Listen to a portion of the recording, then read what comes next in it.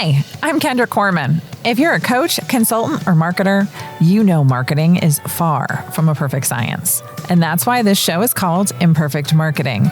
Join me and my guests as we explore how to grow your business with marketing tips and, of course, lessons learned along the way.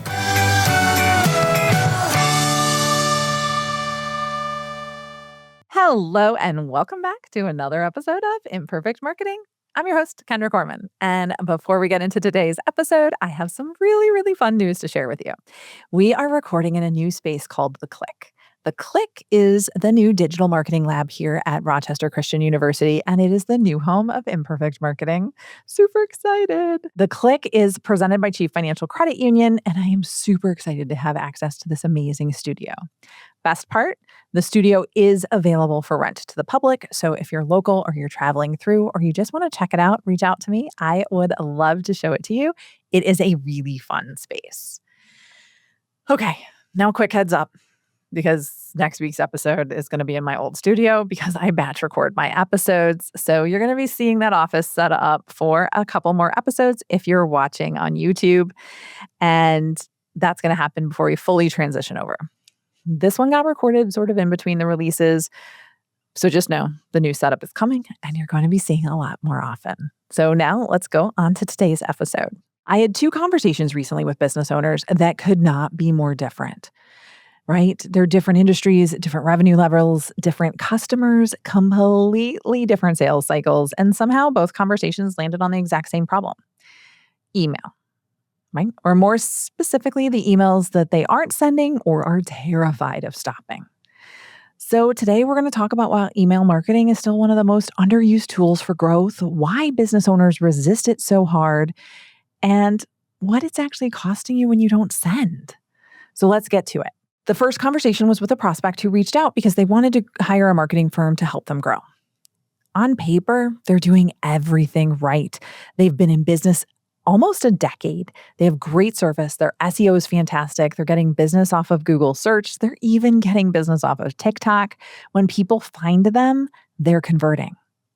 So I asked the obvious question: if all of this is working, why do you feel like you're not growing?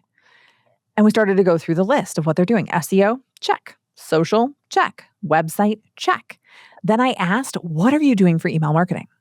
And it was crickets. Nothing.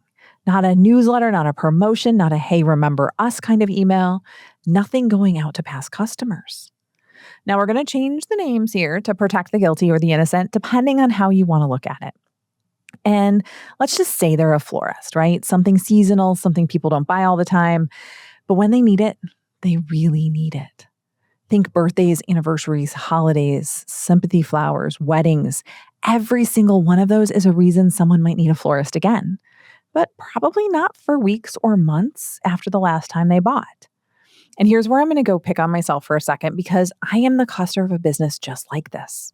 I love them. I love what they do. They do a fantastic job. I've told other people about them. And when I needed their service again recently, do you know who I thought of first? Yeah, not them. Because they never reached out to me. They never sent a, hey, thinking of you, here's what's coming up this season. Nothing. Out of sight, out of mind. And that's the problem. They're relying on me to remember that they did a good job last time and that I should come back. I don't remember what I did yesterday sometimes. Nothing they're doing is reminding me about that. Absolutely nothing. So here's my question for you.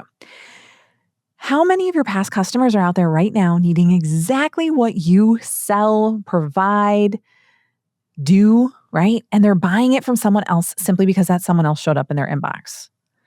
The number's probably bigger than you want to admit. Now, when I brought up email with this prospect, I got the response that I get, I would say, almost every single time I have this conversation. And I want you to listen closely, because I'm betting some of you have said this with your outside voices too. Oh, I get so much email, I delete most of it. I don't want to be that person sending it to people. Sound familiar? Here's what I said back. Okay, when you delete those emails, did you see the name of the person that sent them to you? Do you sometimes open some of them? And the answer every single time is yes. And I go, great, because that's the whole point. Now, because Here's what happens with most business owners, right? And they don't understand about email marketing. You're not trying to get every person to open every email, right? You're not trying to get every person to reply. You're not trying to get every person to click. Those are nice, right? We measure those things, but that's not the actual win. The actual win is when I see your name in my inbox, I remember that you exist. That's it. That is the job of most of your emails. Keep you top of mind so that when the need shows up, I think of you first. Here's the alternative, right? Hope. Hoping I remember you did a good job. Hoping that I wrote your name down somewhere I can find it. Hoping that I don't Google florist near me and pick whomever shows up first. Hope is not a marketing strategy. I'm going to say this again. It is not a strategy. And here's the other piece I want to unpack because this is where a lot of people get stuck. I don't want to be annoying. I hear this so much. I don't want to send spam, right? Let me ask you a question. When was the last time you unsubscribed from a business you genuinely liked just because they emailed you? It's probably pretty rare, right? People unsubscribe when the emails are bad, not when the emails exist. So the question isn't, am I going to annoy people by sending? The question is, am I sending something worth landing in the inbox? Those are two very different problems, and only one of them is a reason not to send. If you're not sending because you don't know what to write, that's fixable. Don't have a good offer? That's fixable. If you're not sending because you're scared, we have to work on that because you're leaving real money on the table. Now, I want to tell you about the second conversation because this is where it gets really interesting. So I have a client that's coming back to work with me. Their revenues are in the millions. Yes, millions. They're a B2B company, so business to business, not business to consumer. Their sales cycle is long, like really, really long, months to years. Because what they sell is a big purchase. We're not talking about a bouquet of flowers. We're talking about a decision that takes months, sometimes longer, and is life-changing. Their marketing person gave notice. And when they reached out to me, you know what their number one concern was? Not their website, not their lead gen, not their ads. They didn't want their emails to stop going out. I want you to sit with that for a second. This is a 9-figure business. Long sales cycles, big ticket purchases, business to business. And the thing that keeps them up at night is email continuity. Meanwhile, I have a similar seasonal business to consumer company telling me that they don't want to send emails because they're worried about being annoying. Two businesses, completely different industries, completely different customers, completely different price points, completely different sales cycle, same underlying truth. Whether your sales cycle is 2 weeks or 2 years, staying top of mind is how you win when the moment comes. The big company knows it, they're protecting it. The smaller company is resisting it, and it's actively costing them growth. What does that tell you? It tells me that the businesses that really understand how buying works do not treat email as optional. They treat it as the thing that keeps the pipeline warm between all the other touches. Now, I want to leave you with one more reframe, and then we'll wrap. Every email you send in an event-based business or seasonal business, or really any business, should be trying to bring in money, right? Not every email is going to. I want to be very clear about that. Not every email is going to convert. Not every email will drive a sale.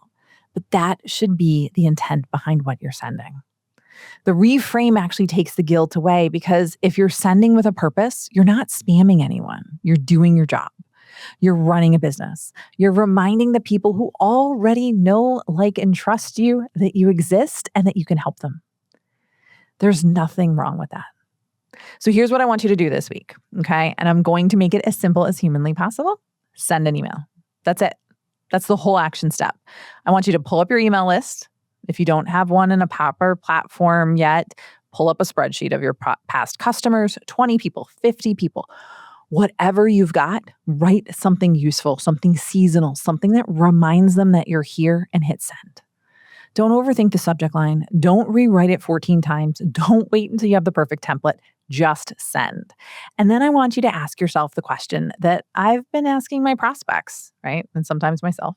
What was actually stopping you? Was it your own perception that the emails aren't any good? Was it a fear of being annoying? Was it that you don't know what to say? I really want to hear from you on this one because I think that's where so many small and mid-sized businesses are leaving growth on the table, right? If this episode hit a nerve, reply to one of my emails. Yes, I practice what I preach and send emails, or send me a message, DM me, let me know what's been holding you back. That's it for this perfect episode of Imperfect Marketing. Thank you so much for hanging out with me today. If you found this useful, share it with a business owner who needs to hear it, and go send that email that you've been putting off. And if you're ever in the area, Metro Detroit, and want to check out The Click, our new studio at Rochester Christian University, presented by Chief Financial Credit Union, reach out because I would love to show you around.